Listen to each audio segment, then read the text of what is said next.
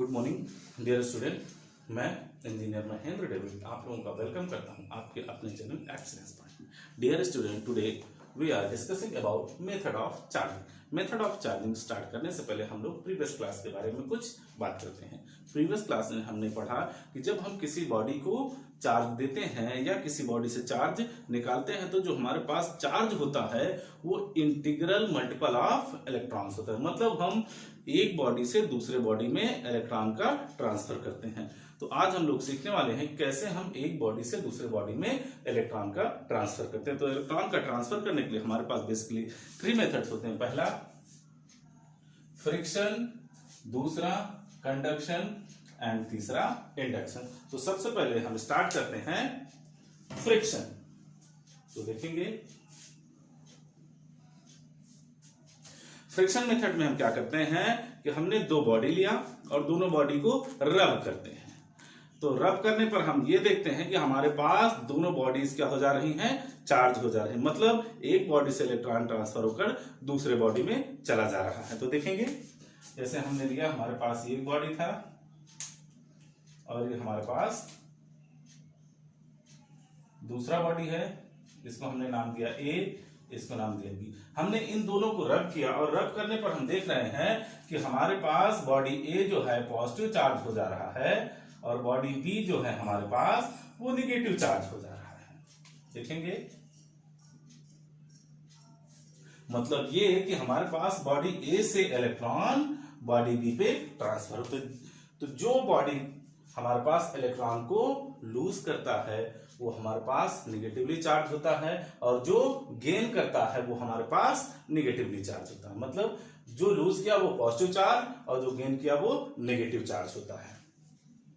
एक पॉइंट और देखेंगे, जो बॉडी हमारे पास इलेक्ट्रॉन लूज करता है उसका मास हमारे पास डिक्रीज हो जाता है और जो बॉडी हमारे पास इलेक्ट्रॉन गेन करता है उसका मास इंक्रीज हो जाता है।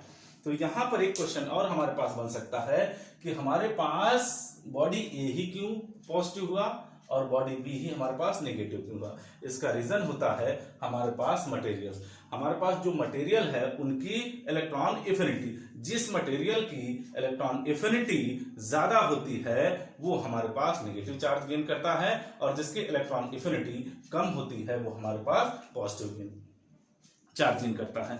इलेक्ट्रॉन एफिनिटी मतलब हमारे पास चार्ज को होल्ड करने की कैपेसिटी। जिसके पास ज्यादा पावर है, ज्यादा ताकत है, वो क्या करेगा, इलेक्ट्रॉन को होल्ड करके रखा है। जब इलेक्ट्रॉन को होल्ड करके रखेगा मतलब वो अपने इलेक्ट्रॉन को लूज नहीं कर सकता है और जो हमारे पास वीक होता है वो अपने इलेक्ट्रॉन को क्या करता है, लूज कर देता है, जिससे हमारे पास इलेक्ट्रॉन क्या हो जाता है, ट्रांसफर हो जाता है। तो यहां पर कुछ इंपॉर्टेंट पॉइंट्स है जो हमारे लिए किसी भी बॉडी को बाय फ्रिक्शन चार्ज करने के लिए इंपॉर्टेंट है। 3 पॉइंट्स हैं, देखेंगे। फर्स्ट पॉइंट आपका, हमारे पास जो दोनों बॉडीज होनी चाहिए जिसे आप चार्ज कर रहे हैं वो दोनों डिफरेंट मटेरियल की बनी होनी चाहिए। क्यों डिफरेंट मटेरियल की बनी होनी चाहिए? इफ आप सेम मटेरियल की बॉडी ले रहे हैं तो दोनों बॉडीज की इलेक्ट्रॉन एफिनिटी जो है वो सेम हो जाएगी। दोनों अपने अपने चार्ज को इक्वली होल्ड करके रखे हैं तो हमारे पास एक बॉडी से दूसरे बॉडी में इलेक्ट्रॉन का ट्रांसफर नहीं हो पाएगा, मतलब हमारे पास वो बॉडी चार्ज नहीं हो पाएगी। दूसरा पॉइंट हमारे पास जो बॉडीज को हम चार्ज कर रहे हैं उन दोनों बॉडीज में से एट लीस्ट 1 बॉडी आपका इंसुलेटर होना चाहिए। दोनों बॉडी इंसुलेटर होगा तब भी आप चार्ज कर सकते हैं, लेकिन दोनों बॉडीज कंडक्टर नहीं होनी चाहिए।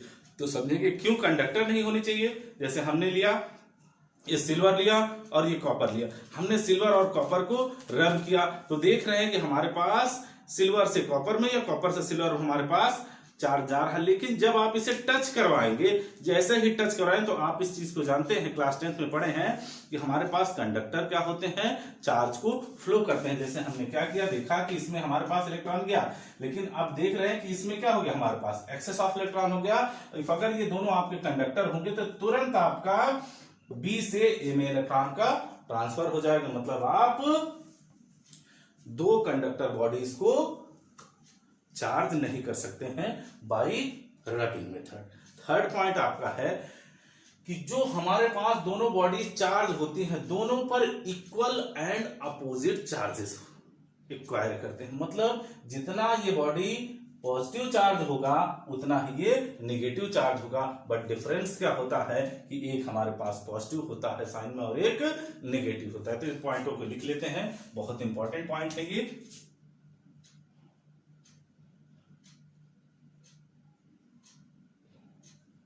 फर्स्ट पॉइंट देखेंगे, फर्स्ट पॉइंट हमारे पास है rubbing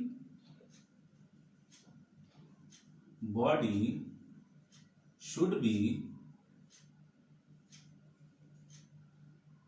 made of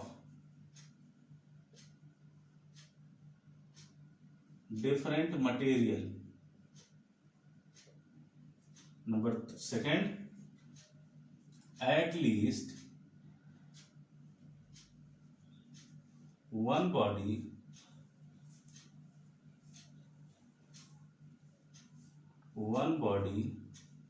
must be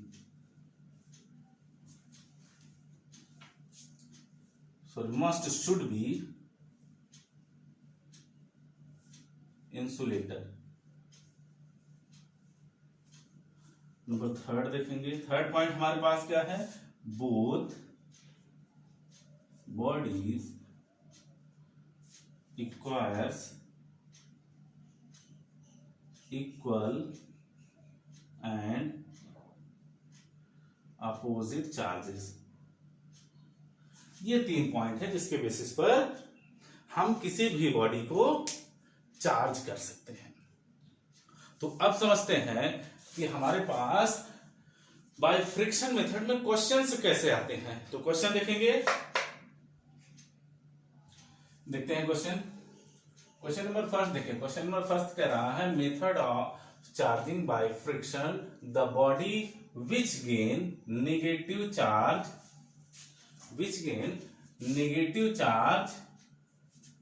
what effect in its weight।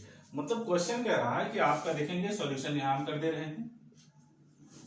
कह रहा है आपके पास कोई बॉडी है, इफ हम इसको नेगेटिव चार्ज दें तो इसके वेट पर क्या इफेक्ट पड़ेगा। तो समझिए, हम कंसीडर कर रहे हैं कि हमारे पास स्टार्टिंग में इसके मास कितना था m, जब इसके ये न्यूट्रल था, लेकिन जब आप इसे नेगेटिव चार्ज देंगे, जैसे ही आप इसे नेगेटिव चार्ज देंगे, तो हमने अभी थोड़ी देर पहले क्या बताया, जब आप नेगेटिव चार्ज देते हैं तो मास क्या हो जाता है, इंक्रीज हो जाता है।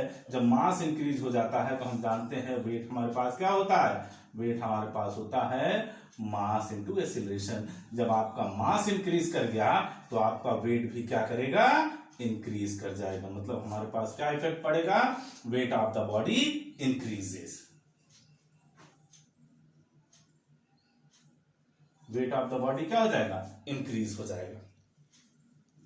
सेकेंड पॉइंट देखेंगे, सेकेंड पॉइंट हमारे पास क्या कह रहा है, सेकेंड पॉइंट कह रहा है if two bodies A and B charge by method of friction. मतलब कह रहा है हमारे पास 2 बॉडी है। देखें सेकंड क्वेश्चन देखें, 2 बॉडी कह रहा है हमारे पास, ये दोनों हमारे पास दोनों बॉडीज हमने ले लिया ए एंड बी, ये दोनों बॉडीज चार्ज हुई हैं। कैसे, बाय फ्रिक्शन मेथड। इन पे चार्जेस कितना है, एक्स एंड वाई। देन कह रहा है एक्स एंड वाई का रेशियो बताइए।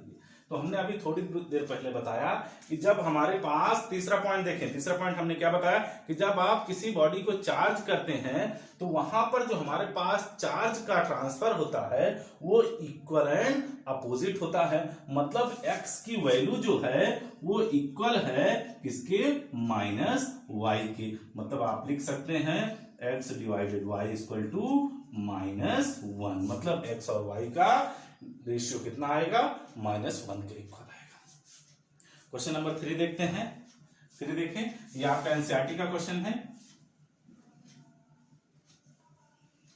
देखेंगे।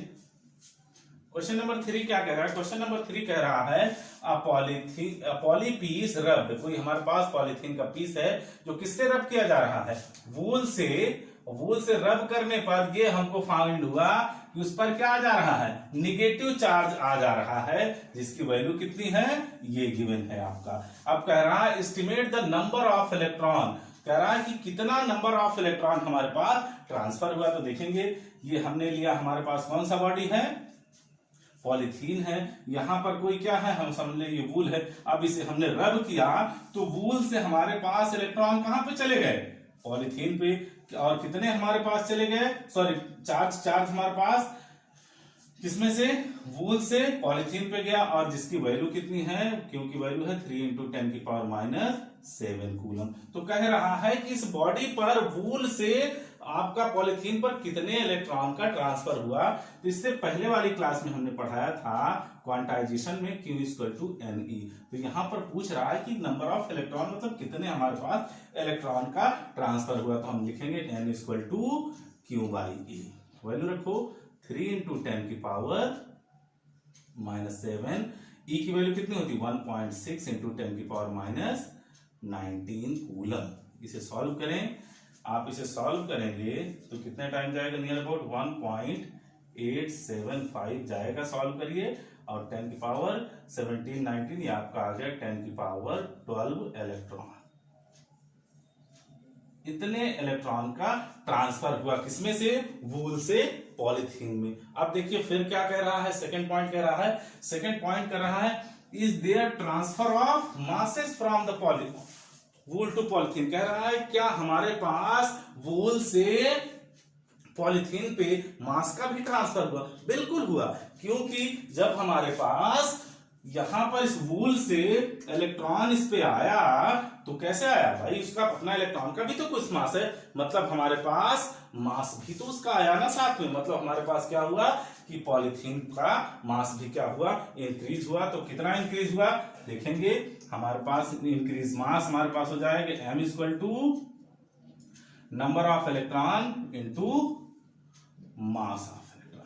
क्यों हमने ये लिखा, तो हमारे पास n इलेक्ट्रॉन आए और हमारे पास मास ऑफ हमारे पास इलेक्ट्रॉन, एक इलेक्ट्रॉन का मास इतना, तो n इलेक्ट्रॉन है, तो n इलेक्ट्रॉन पर कितना आएगा हमारे पास, देखें n की वैल्यू आई 1.875 × 10⁻12 × 9.1 × 10⁻31 kg।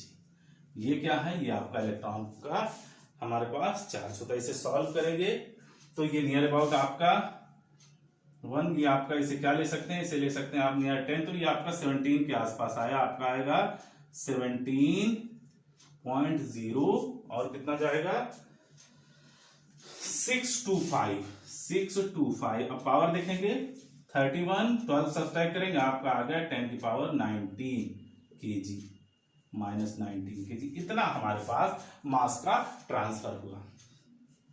तो ये हमारे पास मेथड ऑफ चार्जिंग से। अब इसके बाद हमारे पास सेकेंड मेथड है कि कैसे हम बॉडी को चार्ज करते हैं। उसका हमारे पास सेकेंड मेथड क्या था, बाई कंडक्शन। दूसरा मेथड हमारे पास चार्जिंग का कौन सा है, बाई कंडक्शन। कंडक्शन में हम only and only conductor objects का ही चार्ज ट्रांसफर कर सकते हैं। कंडक्शन में होता क्या है, जिस बॉडी के पास इलेक्ट्रॉन का एक्सेस होता है उससे जिस बॉडी के पास इलेक्ट्रॉन की कमी होती है उसके पास क्या होता है, इलेक्ट्रॉन का ट्रांसफर होता है जब हम दोनों बॉडीज को टच करवाते हैं। तो देखेंगे हमने लिया एक बॉडी, ये लिया हमने बॉडी ए, दूसरा बॉडी हमने लिया बॉडी बी। ओके, अब हम देख रहे हैं हमारे पास बॉडी ए है और ये बॉडी बी है।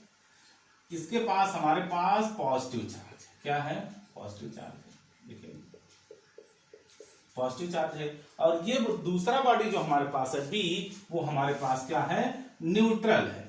न्यूट्रल है मतलब हमारे पास इसके पास ना तो इलेक्ट्रॉन की एक्सेस है ना ही इलेक्ट्रॉन की कमी है, मतलब यहां पर इलेक्ट्रॉन और प्रोटॉन दोनों क्या है, इक्वल है। तो हमने अभी थोड़ी देर पहले क्या बताया कि हमारे पास कंडक्शन में जिसके पास इलेक्ट्रॉन ज्यादा होता है उससे जिसके पास इलेक्ट्रॉन की कमी होती है उसमें ट्रांसफर होता है। तो यहां पर देखेंगे किसके पास इलेक्ट्रॉन ज्यादा है, ए के पास कि बी के पास, बी के पास इलेक्ट्रॉन ज्यादा है। क्यों, क्योंकि यहां पर पॉजिटिव का मतलब होता है कमी, और यहां तो न्यूट्रल है लेकिन यहां तो न्यूट्रल से भी कम है, मतलब ये किसमें चला गया, जीरो से भी नीचे जा रहा है, मतलब हमारे पास यहां क्या है, इलेक्ट्रॉन की कमी है। और जब हम ए और बी को क्या करवाएंगे, टच करवाएंगे, ये हम टच करवाने का वो दिखा रहे हैं, आप इसे डायरेक्ट टच करवाएंगे, टच करवाएंगे तो यहाँ बॉडी बी से बॉडी ए पर हमारे पास क्या होगा, इलेक्ट्रॉन का ट्रांसफर होगा। और आफ्टर टचिंग हमारे पास दोनों बॉडीज क्या हो जाएंगी, दोनों बॉडीज हमारे पास चार्ज हो जाएगी, मतलब चार्ज का डिस्ट्रीब्यूशन हो जाएगा। ओके, ये हमारे पास क्या है, ये हमारे पास इंसुलेटिंग स्टैंड है। इंसुलेटिंग स्टैंड क्यों यूज करते हैं, इंसुलेटिंग स्टैंड इसलिए यूज करते हैं कि कहीं अर्थिंग होने से हमारे पास इसे बचाया जा सके। दूसरा देखते हैं, इफ हमारे पास ये बॉडी क्या है, एक बॉडी ये है, दूसरा बॉडी ये है, देखेंगे यहां पर हमारे पास ये क्या है, निगेटिवली चार्ज है। ओके, ये ए है, ये बी है, और ये हमारे पास क्या है, न्यूट्रल है। तो अब जो निगेटिव चार्ज है का मतलब क्या है, इसके पास इलेक्ट्रॉन का क्या है, एक्सेस है। जब आप इसे इससे टच कराएंगे तो यहां से हमारे पास इलेक्ट्रॉन कहां होंगे, ए से बी को ट्रांसफर होंगे। और आफ्टर टचिंग हमारे पास दोनों बॉडीज क्या हो जाएंगी, आफ्टर टचिंग हमारे पास दोनों बॉडीज क्या हो जाएंगी, दोनों बॉडीज हमारे पास निगेटिव चार्ज हो जाएंगी। ओके, अब देखें यहां पर हमारे पास दो केसेस बनते हैं इसमें, जब हमारे पास बॉडी क्या हो, आइडेंटिकल हो, और जब बॉडी हमारे पास क्या हो, नॉन आइडेंटिकल हो। तो फर्स्ट केस देखेंगे, व्हेन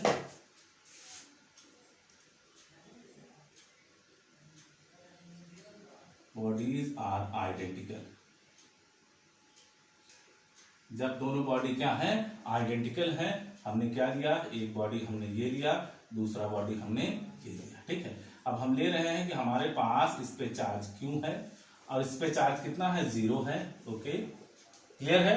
ये हमारे पास दो बॉडी है, एक के पास चार्ज क्यू है और दूसरे के पास चार्ज 0 है। आफ्टर टचिंग हमने इसे क्या कहा, आफ्टर टचिंग, टचिंग मतलब हमने इसे टच कराया।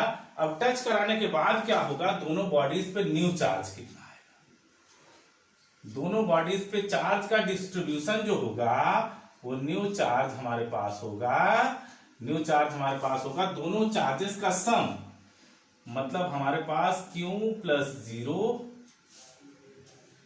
या आप इस पे Q2 ले लीजिए, Q1 Q2 ले लीजिए, वो ज्यादा बेटर होगा। Q1 plus Q2, Q1 plus Q2 by 2, मतलब यहां भी आ गया Q1 प्लस Q2 बाई 2, यहां पर भी आ गया Q1 प्लस Q2 बाई 2। ये आपका न्यू चार्जेस हो जाएंगे। बट इफ हमारे पास दोनों सॉरी, इफ हमारे पास दोनों बॉडीज नॉन आइडेंटिकल हो, किसके लिए, नॉन आइडेंटिकल हो, मतलब फॉर नॉन आइडेंटिकल, जब हमारे पास नॉन आइडेंटिकल बॉडीज होती हैं तब क्या होता है। तो उसके लिए हमारे पास चार्ज का डिस्ट्रीब्यूशन कैसे होता है और कैसे हमारे पास न्यू चार्ज फाइंड आउट करेंगे, देखेंगे। हमने लिया कि हमारे पास नॉन आइडेंटिकल है, इसके पास रेडियस हमारे पास इसका R1 है, इसका हमने ले लिया रेडियस R2 है। ओके, अब यहां पर हमारे पास आफ्टर टचिंग हम देख रहे हैं कि यहां पर जो चार्ज हमारे पास आ गया Q1 डैश आ गया, और यहां पर चार्ज क्या हो गया, Q2 डैश। अब Q1 और Q2 डैश की वैल्यू कैसे निकालते हैं, उसके लिए हम डायरेक्ट फार्मूला बता रहे हैं। आप लोगों का डेरिवेशन हम इसे करवाएंगे लेकिन कैपेसिटर चैप्टर में। तो देखें, Q1 डैश आपका क्या होगा, फर्स्ट का radius upon sum of radius into sum of charges. ये हमारे पास आपको Q2 निकालना हो, Q2 dash R2 upon sum of radius sum into sum of charges. इस मेथड को यूज करिए और आप क्या कर सकते हैं, नॉन आइडेंटिकल बॉडीज के लिए भी आप चार्ज का डिस्ट्रीब्यूशन निकाल सकते हैं। ये आपका क्या आ गया, न्यू चार्ज आ गया दोनों। ओके, तो इस पे हम एक एक क्वेश्चन देख लेते हैं, कैसे हमारे पास आइडेंटिकल और नॉन आइडेंटिकल के लिए हमारे पास क्वेश्चन होते हैं। देखिए, पहले हम देख रहे हैं आइडेंटिकल बॉडी के लिए, किसके लिए, आइडेंटिकल बॉडी के लिए। आइडेंटिकल बॉडी के लिए हमने क्या कंसीडर किया, हमने कंसीडर किया कि हमारे पास ये हमारे पास 3 स्फीयर हैं। ये देखिए, तीनों क्या है, आइडेंटिकल हैं। इसका नाम दिया हमने ए, इसका नाम दिया हमने बी और इसका नाम दिया सी। इस पे चार्ज हमने ले लिया Q, -3q and 5q। Okay, ये तीनों बॉडी इस पे चार्ज है। अब कर क्या रहे हैं, हमने कहा कि पहले हम बॉडी ए को बी से टच करवा रहे हैं। किसको? ए को बी से। When body A is touched by B, A को हम बी से टच करवा रहे हैं, देन हमारे पास देखिए जब ए को आपने बी से टच कराया तो न्यू चार्ज आपके कितना हो जाएगा, हम ये दोनों बॉडी बता रहे हैं, ये हमारे पास ए और बी हो गया। कब? जब आपका आफ्टर टचिंग, ये आपका ए है, ये आपका बी है। ओके, ये आपका आया।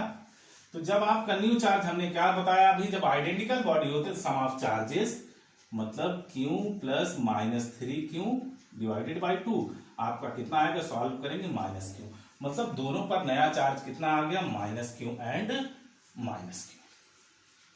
फिर हम कह रहे हैं कि अब जो हमारे पास यहां पर आफ्टर टचिंग ए, अब हम ए को किससे टच करा रहे हैं, सी से टच करा दे रहे हैं। किससे? ए को सी से टच करा रहे हैं, देन हमारे पास ए और सी पर न्यू चार्ज क्या होगा, when C is touched by A, then after it, okay, पहले इसको टच करा उसके बाद टच करा रहा है, ठीक है। then न्यू चार्ज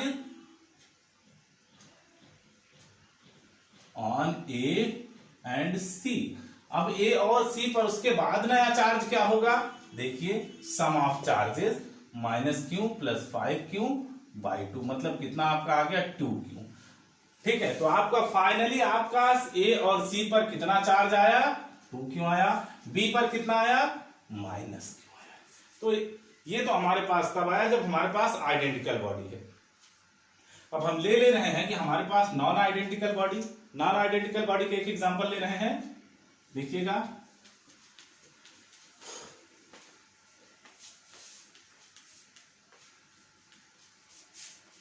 हमने लिया कि हमारे पास 3 स्फीयर हैं,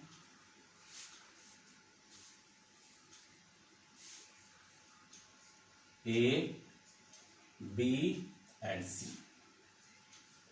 इनका रेडियस है r, 2r एंड 3r। ए और बी पर चार्ज है 3 millicoulomb and -6 millicoulomb. Okay, ये हमारे पास क्वेश्चन क्लियर है। अब क्वेश्चन में हम कह रहे हैं कि पहले ए को सी से टच करवाया। किससे टच करवाया? ए को सी से टच कराया, ये हमारे पास है 6 मिली कूलम। अब हमने क्या किया, ए को सी से टच करवाया, तो देखते हैं ए को सी से टच करवाएंगे, यहां लिख दे रहे हैं, ऊपर लाइट होगी नहीं दिख रहा होगा, आपका दिया है 6 मिली कूलम। ओके, देखिए अब हमने किया क्या, ए को सी से टच करवाया। जब ए को सी से टच करवाया तो देखेंगे फर्स्ट हमारे पास क्या है, when A is touched by C, then new charge आपका यहां पर क्या, अब न्यू चार्ज हमारे पास क्या था, फार्मूला याद करिए, क्यू डैश हम ले रहे हैं, देन न्यू चार्ज हमारे पास किस पर, देन न्यू चार्ज ऑन ए पर कितना होगा, आफ्टर टचिंग हम ले रहे हैं, ये हम टच करवाने के बाद दोनों को सेपरेट कर दिया, तो ये आपके आ गया, ये आपका ए था, ये आपका सी है। तो अब देख रहे हैं ए और सी पर नया चार्ज क्या आएगा। देखिए ए पर फर्स्ट का radius r, sum of radius 4r, देखिए हम फार्मूले में डायरेक्ट रख रहे हैं, r और ये दोनों का sum 4r, sum of charges -3